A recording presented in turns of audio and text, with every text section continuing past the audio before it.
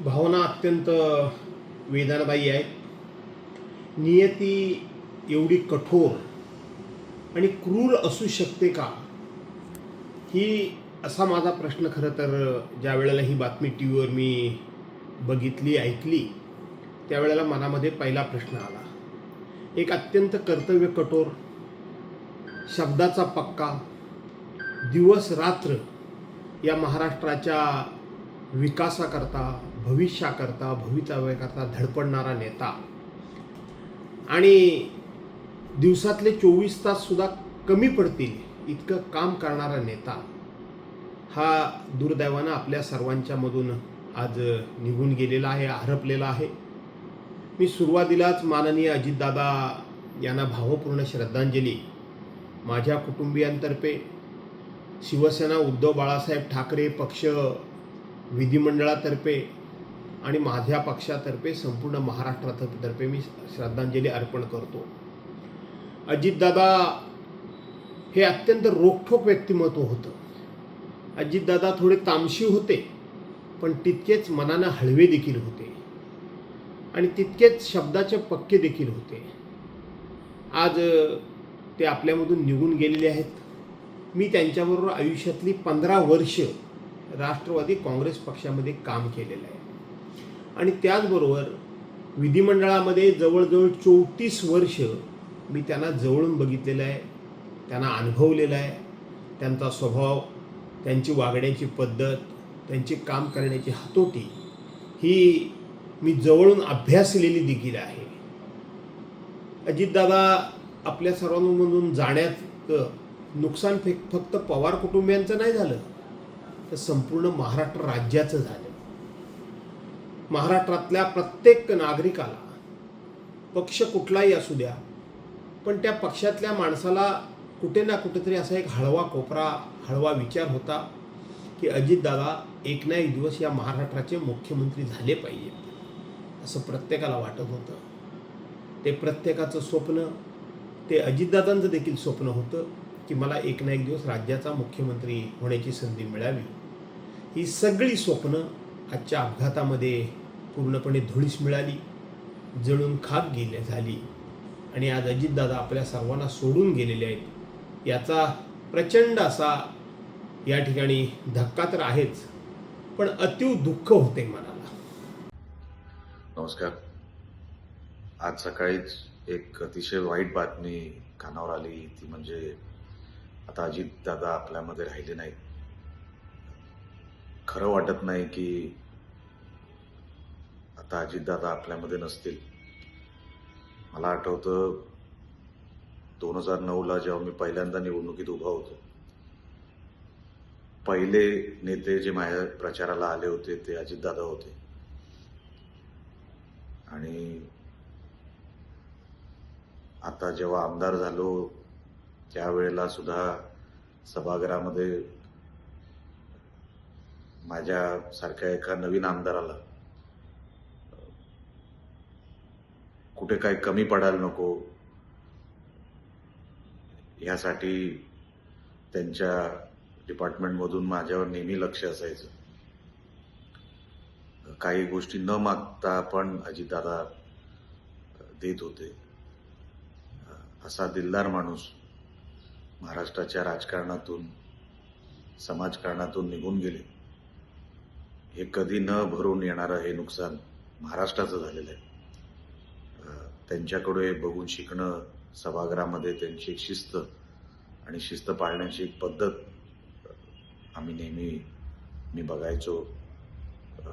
खूप काय शिकायला मिळालं त्यांच्याकडून, खूप काय अजून शिकायचं होतं. पण अजितदादा आपल्यामधून निघून गेले. मी मनापासून त्यांच्या कुटुंबियांना ह्याच्यातून सावरण्याची शक्ती मिळू दे ही ईश्वराकडे प्रार्थना करतो आणि अजितदादांना श्रद्धांजली देतो.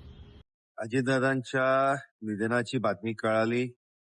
अतिशय दुःख देणारी आणि अतिशय वेदनादायक ही बातमी आहे.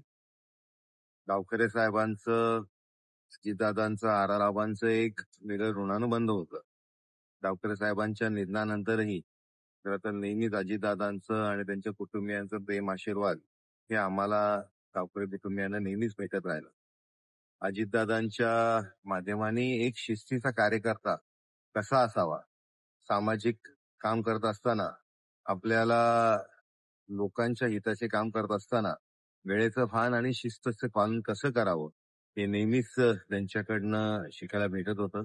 अजितदादांच्या निधनाने महाराष्ट्राचं एक फार मोठं नुकसान, न भरून निघणारं नुकसान या दुःखद घटनेचं मनाला धक्का लागलेला आहे.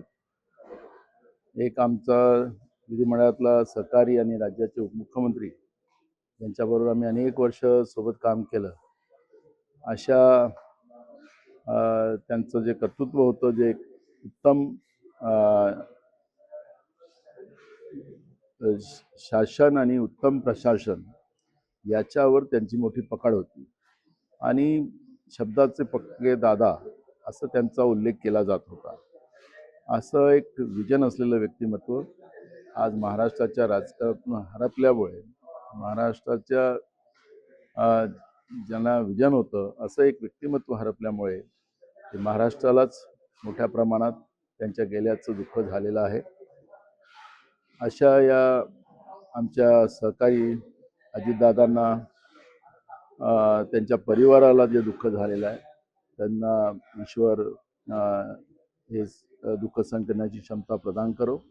मी त्यांना काँग्रेस पक्षाच्या वतीनं त्यांना श्रद्धांजली वाहतो. अजूनही माझा विश्वास बसत नाहीये की आज दादा आपल्यामधून निघून गेले. मी ज्या दिवसापासून मी राजकारणामध्ये आलो, आमदार नसताना आम्ही शिवसेना पक्षामध्ये काम करत असताना देखील एक आयडल म्हणून आम्ही अजितदादांकडे पाहायचो. दादांची काम करण्याची पद्धत, कार्यकर्त्यांना त्यांनी ज्या पद्धतीने एकत्रितकडून जोडून ठेवायची त्यांच्यामध्ये जी एक शैली होती ती कदाचित राज्यामध्ये अन्य कोणाकडे नव्हती. आज वडिलांच्या मार्फत मी अजितदादांना अनेक वेळेला आमदार नसताना भेटलो आणि आमदार झाल्याच्या नंतर आणि विशेषतः आज मंत्री झाल्याच्या नंतर मंत्रिपदाच्या मार्फत आपण जनतेला कसा न्याय मिळवून द्यायचा, ह्या मंत्रिपदाचा उपयोग जनसेवेसाठी कसा करायचा, अनेक गोष्टी मी दादांकडनं पर्सनली मी शिकलो. कामाचा पाठपुरावा करणं किंवा प्रशासनावरती जी पकड असली पाहिजे ती कशा पद्धतीने असली पाहिजे. आज मंत्री म्हणून योगेश तू कसं काम केलं पाहिजे हे त्यांचे सल्ले नक्कीच माझ्यासाठी एक मोठी उपलब्धी आहे. मी पुन्हा सांगतो, अजूनही माझा विश्वास बसत नाही की दादांसारखी व्यक्ती आज आपल्यासोबत नाहीये. आज त्यांच्या संपूर्ण परिवाराला मी ह्या दुःखामधून सावरण्याच्या युक्तीमध्ये त्यांना शक्ती देव मी प्रार्थना करतो. परंतु ही प्रचंड मोठी हानी आहे महाराष्ट्रामधील तमाम युवकांसाठी. महाराष्ट्रामधील सर्व राष्ट्रवादीचे कार्यकर्ते तर आहेतच, परंतु महाराष्ट्रामधल्या तमाम जनतेसाठी, महाराष्ट्रासाठी प्रचंड मोठी हानी आहे. ही हानी कोणीच भरून काढू शकत नाही. मला वाटतं आज दादांचं कार्य, त्याला कुठलीही तोड नाही, मला काही वेगळ्याने सांगायची आवश्यकता नाही. परंतु मनामध्ये प्रचंड दुःख आहे आणि जेव्हा बातमी ही समजली त्यावेळेला मन सुन्न करून टाकणारी बातमी होती आणि काय बोलावं मला माहिती नाही, परंतु नक्कीच संपूर्ण परिवारासोबत आम्ही आहोत, पवार कुटुंबियांसोबत आम्ही आहोत. अजितदादांचे, राष्ट्रवादीचे जे सर्व कार्यकर्ते आहेत त्या कार्यकर्त्यांच्या सर्वांच्या दुःखामध्ये आम्ही सहभागी आहोत आणि सगळ्यांना आई जगदंबा ह्या दुःखामधून सावरण्याची शक्ती देवो एवढीच प्रार्थना करतो. काय बोलावं, आत्ताच माझा विजय झाला आणि माझ्या विजय जुलूसाच्या अगोदर दादांचा फोन आला, म्हणे तू दिवा लावला म्हणे राष्ट्रवादीचं नागपूरमध्ये, जेडपीचे इलेक्शन संपताच तू ये म्हणे इथे भेटायला. म्हणलं हो दादा मी येणार आहे. खूप मोठी हानी आहे. आमचं तर नुकसान आहेच, पण अख्ख्या महाराष्ट्राचा, देशाचा नुकसान आहे. असे नेते कधी मी बघितले नाही आणि असा नेता आम्हाला कधी मिळणार नाही. आमचा तर बाप होता दादा, बाप. यांच्यासारखे नेते मिळणे कठीण आहे. कठीण आहे ते. एकेका कार्यकर्त्याला इतकं ओळखणारा व्यक्तिमत्व. दादा गेले आमचे, कधी नाही भेटणार आम्हाला. फोनवर फोनवर बोलू शकणारा नेता कार्यकर्त्यांबरोबर एकमेव जर कुणी होता महाराष्ट्रात तर आमचा दादा होता. आता दादा नाही भेटणार आम्हाला. खूप मोठं दुःख आहे भाऊ, काय सांगावं, काही शब्द नाही निघत आहेत. खूप मोठं दुःख आहे, खूप मोठं नुकसान आहे अख्ख्या महाराष्ट्राचं, देशाचं. कधी असा नेता मिळणार नाही. बस अश्रूपूर्ण श्रद्धांजली अर्पित करते दादांना. याच्याशिवाय शब्द नाही आहे भाऊ, शब्द नाही. तुम्ही पुण्याकडे जाणार नाही? हो, मी आत्ता निघत आहे. जस्ट आता एअरपोर्टला चालली आहे. मुंबईची फ्लाईट घेतली आणि मुंबईवरनं मग आम्ही बारामतीला जाऊ. भाई हिंदी में बताइए कैसा लग रहा है